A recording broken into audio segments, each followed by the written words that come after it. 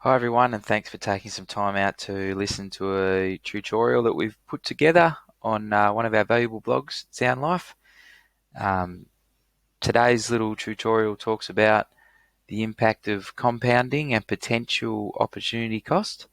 We look at a particular client's investment account and within their super, and we talk about ramifications on some hypotheticals of one being if they were to withdraw $10,000, as some Australians did have to due to their circumstances.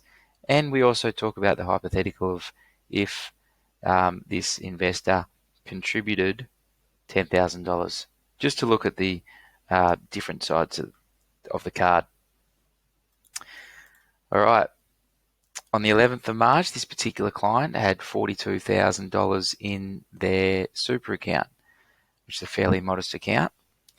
As we can see, over the next 8 days, this decreased by 11.4%, seeing their super account fall to about $37,000, $38,000.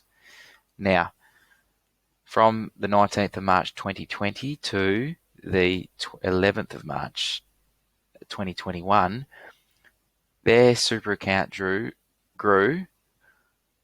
and I must admit, did have some contributions, but no major contributions, from $37,000 to $51,000.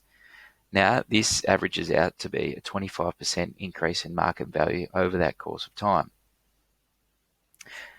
Now, the hypotheticals we were talking about. If the client decided to withdraw $10,000 from their investment, what would this occur to their investment account? Well, as we can see here, if they were to withdraw from 37,000 to 27,000 on the 19th of March, they would then have a compounding interest of 25%. However, if we were to then, by the 25%, and it would only grow to $35,000. We look at hypothetical 2, and this investment increases to $47,000, given a $10,000 contribution, and it grew at 25%. The investment would now be at about $59,000, $60,000. So, to put that in a picture,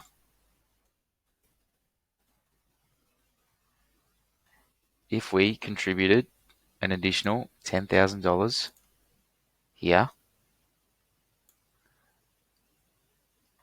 it would then grow at 25%, and you'd see it closer to this mark.